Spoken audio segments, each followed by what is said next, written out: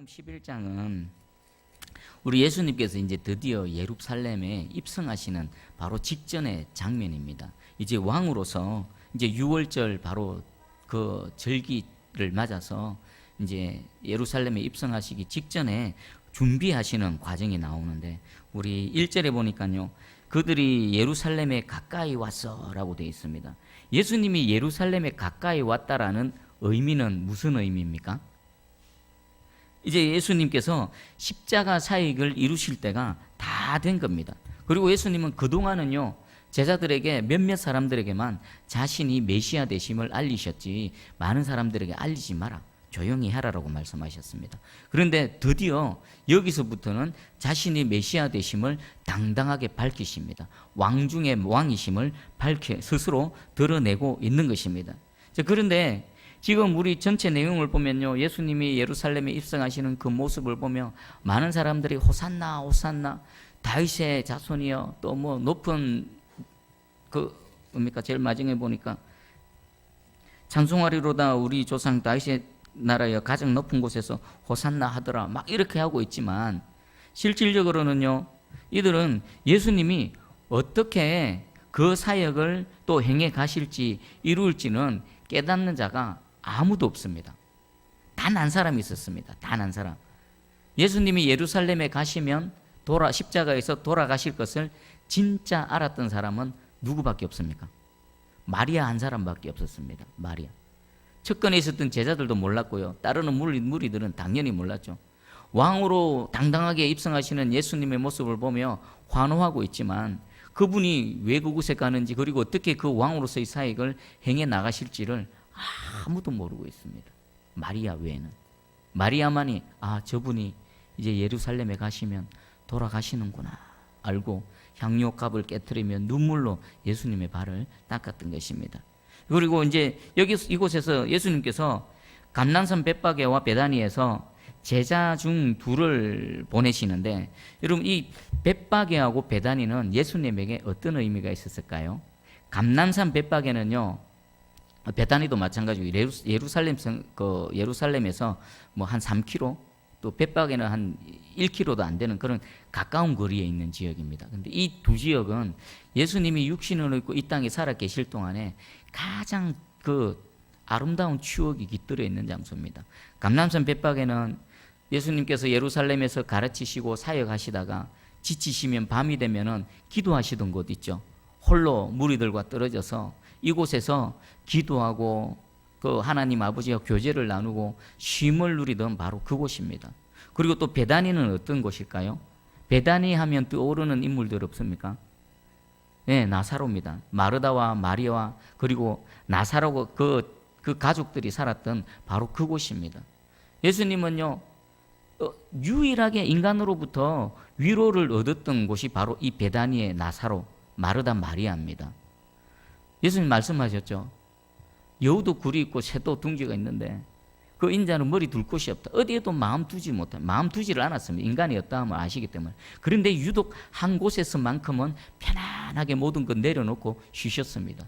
그리고 이곳에서만큼은 예수님의 있는 모습 그대로 환영받고 영접받은 곳이 바로 이 베다니에 있는 마리아, 마르다, 나사로가 살던 바로 이곳입니다. 어쩌면 예수님의 가장 편안하게 머물고 위로받았던 장소, 지금 저 천국에 계시지만 이 땅에서 떠올리면 허무하게 미소 지어지는 장소가 바로 이 베다니가 아닌가 싶습니다.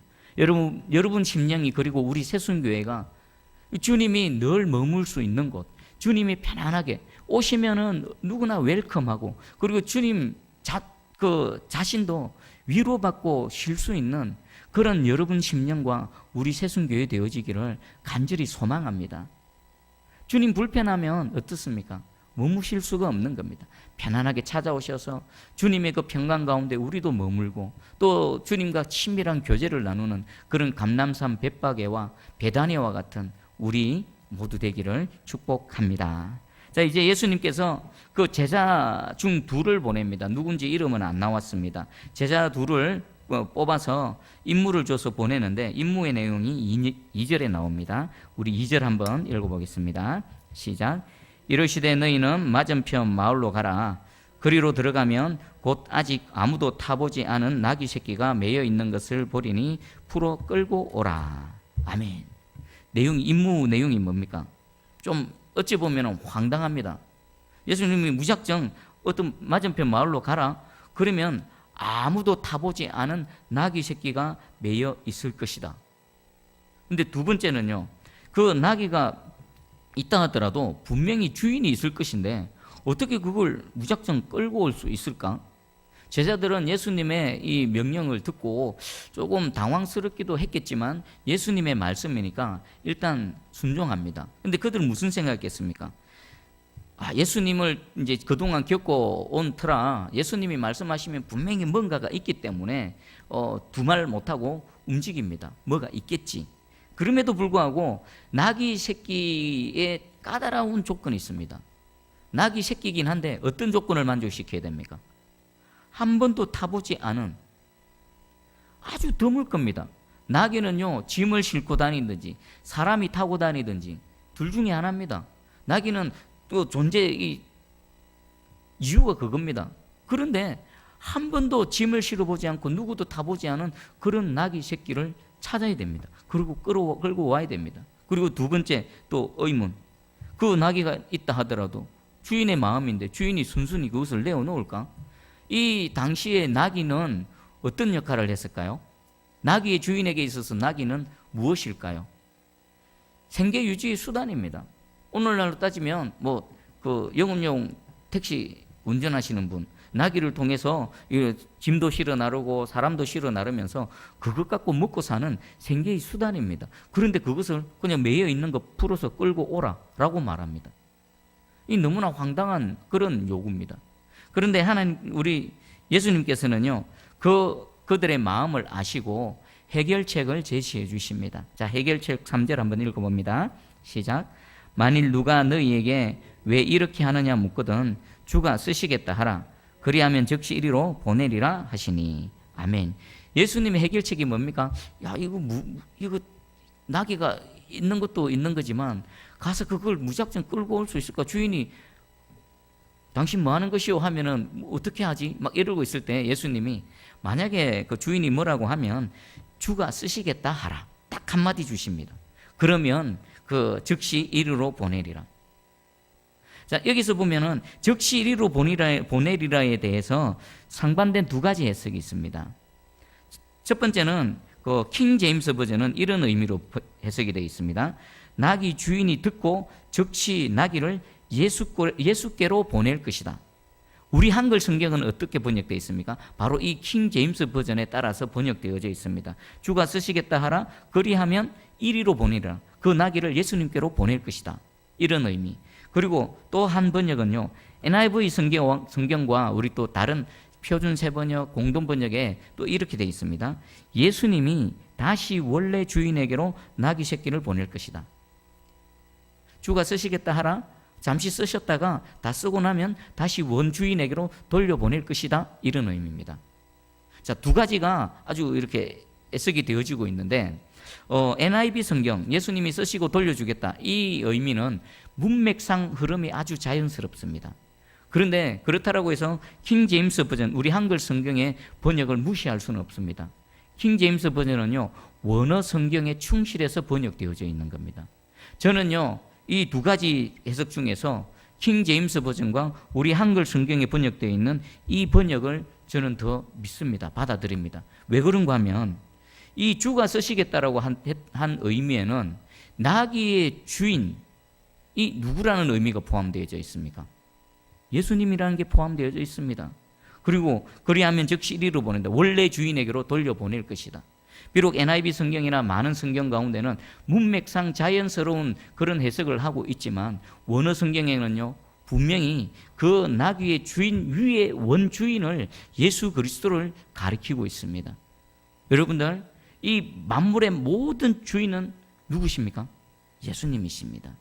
지금 그 주가 쓰시겠다라고 이렇게 말할 때에 그 비록 나귀의 주인이 원주인 되시는 예수 그리스도께 그 모든 것들을 내어놓고 예수님께로 드린다라는 이 의미로 받아들이시고 또 우리도 그런 삶을 살아드리기를 주님의 이름으로 축복합니다. 아멘. 자, 그럼에도 불구하고 우리 제자들은 순종하며 나가지요. 4절에 보니까 나가보니까 실제로 나귀 새끼가 있는 겁니다. 문 앞에. 그리고 이야, 이 할렐루야, 역시 우리 예수님이시네 라고 풀려고 하는데 그 예상했던 문제가 발생하죠. 5절에 거기에 있던 사람들 중에서 어떤 사람들이 왜 나귀 새끼를 푸느냐, 무엇하려느냐, 당신들 뭐하는 사람들입니까? 라고 질문을 합니다. 자, 여기서 우리 제자들의 순종을 한번 생각해 보기 원합니다. 나귀를 찾으러 갔습니다. 나귀를 발견했습니다. 그리고 그 나귀가 매여 있는 주변에는 주인뿐만 아니라 많은 대중들이, 많은 사람들이 보고 있습니다. 만약에 여러분이 그렇다면, 여러분들이 이 제자 둘이라면 어떻게 하셨겠습니까? 예수님의 말씀을 믿습니다. 예수님이 진정 모든 만물의 주인이시고 주가 쓰시겠다라고 말하면 일이 그대로 진행되어질 줄, 말씀대로 이루어질 줄 정말 믿습니다. 그럼에도 불구하고 그 나귀를 아무 말 없이 막 풀어서 끌고 오기가 쉽겠습니까? 만약 제가 그랬다면 주변에 주인이 누군지, 혹시 이 나귀의 주인이 누구십니까? 그리고 주인이 나서면 이렇게 설명을 할 것 같은데 제자들은 전혀 그렇지 않습니다. 다짜고짜 나귀를 발견했고 나귀를 발견하자마자 풀어서 끌고 가려고 하고 있습니다. 나귀의 주인 입장에서, 그리고 주변에 있는 많은 사람들의 입장에서는 너무 뻔뻔스럽지 않습니까? 그런데요, 이 제자들은요, 그런 주변의 사람의 시선이나 여러 가지 저항이나 문제 같은 것은 아예 생각지도 않습니다. 무엇에만 집중합니까? 나를 보내신 예수님, 예수님께서 우리에게 주신 사명에만 집중하고 있는 것입니다. 자, 우리도 오직 주님의 사명, 내게 주신 주의 사명에 집중하는 우리 되기를 축복합니다. 이러려면 어떻게 될까요? 담대한 믿음이 있어야 되겠죠. 어떤 문제라도 주님 말씀하신 대로 이루어질 줄 믿는 그 믿음이 있어야 되는 겁니다. 봐보십시오. 바로 예수님께서 하신 말씀에 의지해서 나아간 겁니다. 우리 6절을 한번 읽어봅니다. 6절. 자, 시작. 제자들이 예수께서 이르신 대로 말한데 이에 허락하는지라. 제자들은 어떤 일단 결정을 하고 실행에 옮긴 겁니다. 나귀가 있으면 무조건 풀어올 것이다. 만약에 어떤 문제가 있으면 예수님께서 일러주신 대로 주가 쓰시겠다, 이 말을 내가 할 것이다 라고 작정을 하고 실행에 옮기는 겁니다. 여러분들, 하나님께서 말씀하시면 그 말씀만으로 충분합니다. 더 덧붙여서 설명하거나 더 감하거나 또 덧붙일 필요가 없는 겁니다. 주님께서 말씀하신 대로 하면 그대로 되어질 줄 믿습니다. 아멘. 자, 그리고 이번에는 그 예수님의 말씀 앞에 있는 또 다른 순종, 나귀의 주인에 대해서 한번 생각해 보겠습니다. 그 예수께서 이르신 대로 말하니까 이에 허락하는지라. 여기서 허락하다라는 단어는요, 원래 의미는 버려두다, 떠나다, 용서하다, 이런 의미가 있습니다. 그러니까 이건 어떤 의미냐면은 제자들이 나귀 새끼를 풀어가는 일에 대해서 내버려 두는 겁니다. 방해하지 않는 겁니다. 상관하지 않는 겁니다. 이것은요, 나귀에 대한 자신의 소유권을 어떻게 합니까? 진정한 주인 되시는 예수 그리스도 앞에 포기하며, 아니요, 오히려 그 소유권을 예수님께로 돌려드리는 겁니다. 이게 가능하려면 어떤 의식이 있어야 될까요? 청지기 의식이 있어야 되는 겁니다. 여러분들, 우리가 갖고 있는 생명, 우리의 시간, 우리의 물질, 내가 이것도 잘하고 저것도 잘하는 여러 가지 것들, 그거 다 누구로부터 온 겁니까? 하나님으로부터 온 겁니다. 만약에 하나님께서 주시지 않았다면 우리는 어떤 것도 소유할 수 없고요, 어떤 것도 누릴 수 없습니다. 심지어는 호흡마저도요. 그러면 진정한 주인은 누구십니까? 나의 모든 것들의 주인은 하나님이십니다. 그럼 하나님이 요구하시면 우리는 언제든지 그 진정한 주인 되시는 그 주께로 돌려드릴 의무가 있는 겁니다. 그리고 이것저것 다 떠나서요, 여러분들이 가지고 있는 어떤 것이 어디에 쓰임을 받을 때 어디에 사용되어지는 게 가장 가치 있고 가장 영광스럽겠습니까? 여러분들 물질, 나를 위해 쓸 수 있습니다. 우리 가정을 위해, 자녀를 위해서 쓸 수 있습니다. 하지만 그것뿐입니다. 그 외에 많겠죠. 내가 지금 누리고 있는 것들을 내가 어떤 곳을 향해서 씁니다. 그 불우한 이웃을 위해 쓰기도 하고요, 또 나라와 민족을 위해서 쓰기도 합니다. 근데 그것보다도 최고의 가치는 누구에게 쓰임 받는 겁니까? 하나님께 쓰임 받는 겁니다. 그러면 이 나귀 주인이 진정한 이런 의미를 알았다면 주가 쓰시겠다 이 말씀 앞에 이 나귀 주인의 마음은 어떻게 했을까요? 많은 사람 중에 이 나귀 주인들이 이렇게 많은데 왜 하필이면 왜 나일까? 이렇게 생각했을까요? 아니면 이 많은 사람 중에 나귀의 소유자가 이렇게 많은데 주께서 나를 택하셨네. 할렐루야, 감사합니다. 주님의 것을 주님께로 돌려드립니다. 라는 이런 청지기 의식으로 살아갈 때에 저와 여러분들의 인생이 가장 가치 있고 영광스럽고 또 하나님의 은혜 가운데 살아갈 줄 확실히 믿습니다. 이런 저와 여러분들 되기를 진정으로 축복합니다. 여러분 개인뿐만 아니라 우리 새순교회 여러분 가정과 여러분들의 가문과 여러분들의 자녀들 그 모든 소유와 그 모든 것들이 오직 하나님께 택함을 입고요 하나님께 쓰임받는 가장 가치 있는 그런 존재 되기를 축복합니다. 아멘. 그리고 우리 이제 이 돌아온 그리고 나귀를 타고 가시는 예수님을 향해 바라보는 이 제자들과 무리들의 반응을 보겠습니다. 우리 7절하고 8절을 한번 읽어봅니다. 시작. 나귀 새끼를 예수께로 끌고 와서 자기들의 겉옷을 그 위에 얹어 놓음에 예수께서 타시니 많은 사람들은 자기들의 겉옷을 또 다른 이들은 들에서 벤 나뭇가지를 길에 펴며 아멘. 이제 나귀 새끼가 도착했습니다. 예수님께서 그것을 타고 이제 예루살렘으로 들어가실 것입니다. 근데 그 나귀 위에 무엇을 합니까? 자기들의 옷을 제자들도 자기들의 옷을 펼쳐서 올려놓습니다. 그리고 예수님 주변에 있던 많은 사람들도 그 자기들의 겉옷을 벗어서 올려놓습니다. 심지어는 어떤 사람들은요 그 들에서 벤 나뭇가지 이것은 종려나무입니다. 종려나무가지를 막 펼칩니다. 뭘까요? 여러분들 그 뭐 연예인들 시상식 보면은 빨갛게 쫙 깔아놓는 거 있죠. 레드카펫. 일종의 레드카펫을 깔아놓는 겁니다. 그리고 나귀 위에 겉옷을 올려놓는다라는 펼쳐놓는다라는 것은요 구약 시대의 왕의 공식적인 즉위식을 연상시키는 겁니다. 진짜 왕이시다. 이제 예루살렘에 입성하셔서 유대인의 왕이 되실 예수 그리스도를 그 경배하는 그런 동작으로 자신의 겉옷을 펼쳐놓는 것이고 그분이 가시는 그 길마다 그 들에서 벤 종려나무가지를 펼쳐서 그분의 위엄을 나타내고요. 그리고 또 마지막에 9절 10절 보니까 호산나 호산나 하면서 주님을 찬송합니다. 지금 곧 구원하소서 다윗의 자손으로 오신 왕이시여 지금 곧 구원하소서 가장 높은 곳에서 호산나 우리를 구원하소서 이렇게 노래하고 있습니다. 자, 그러면 우리 한번 정리를 하면서 이걸 생각해 보겠습니다. 왕이 타고 갈 수 있는 게 얼마나 많겠습니까? 그죠? 오늘날 대통령 같은 경우는 각 나라의 대통령이 최고의 리무진을 타고 다닙니다.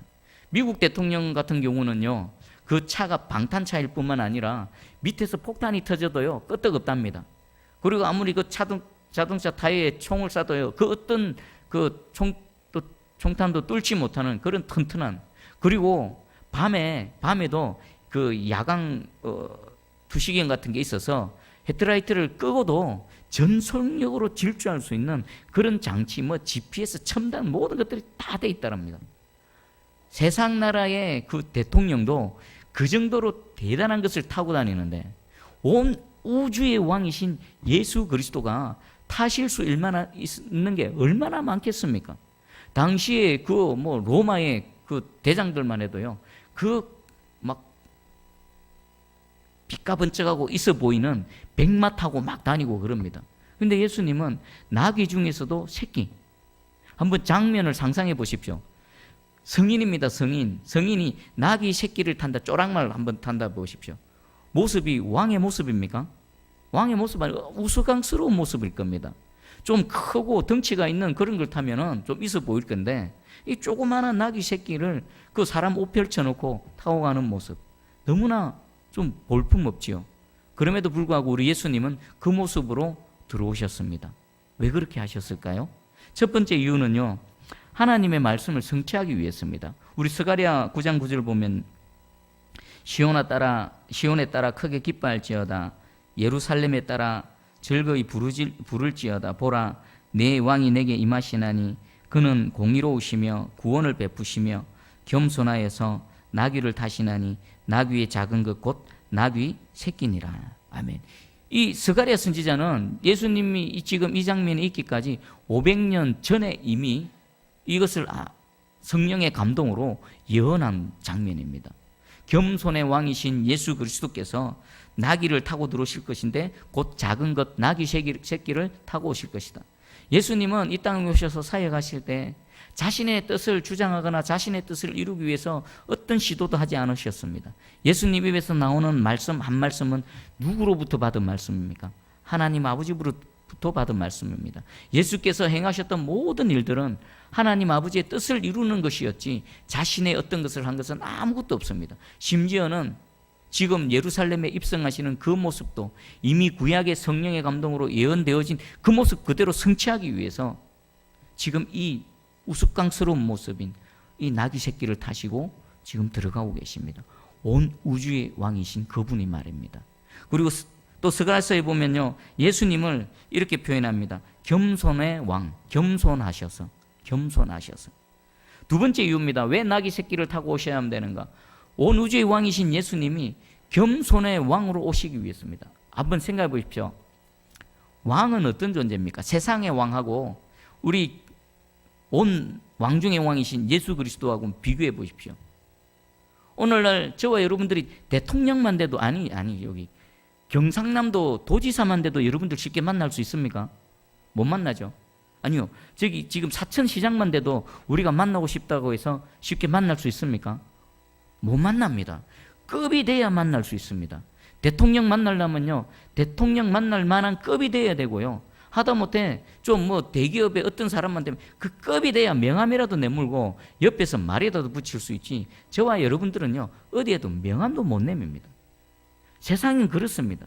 하물며 세상의 모든 권력과 모든 힘을 갖고 있는 왕이라면요, 그냥 세상의 왕처럼 예수님 오셨다라면요, 저와 여러분들은 죽었다 깨어나도 예수님 못 만납니다. 이 우주의 왕이시고 왕 중의 왕이신 예수 그리스도께서 겸손의 왕으로 오셨기 때문에 저와 여러분들이 예수 그리스도를 만날 수 있었고요. 이 복음서에 등장하는 수많은 그 버림받은 자들, 볼품없는 자들, 세상으로부터 무시당하는 자들이 다 예수 그리스도를 만나고 주님의 은혜를 입게 되어진 것입니다.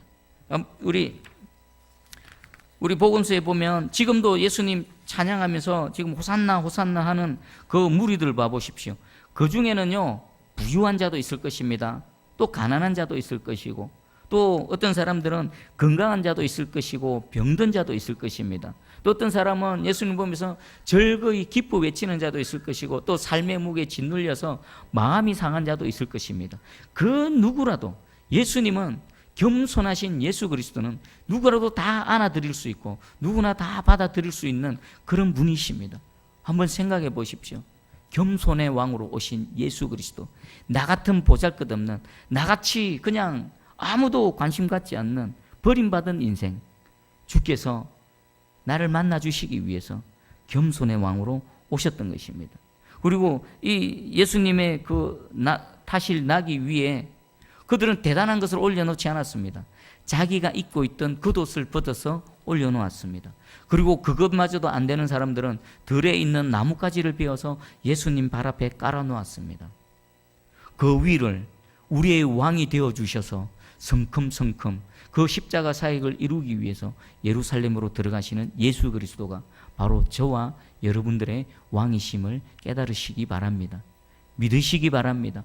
왕의 통치가 지금 이 밤에 우리 가운데 임하고 있음을 믿고 그 주를 향해 부르짖고 간구할 때에 반드시 우리의 기도를 들으시고 응답하실 줄 믿습니다. 아멘.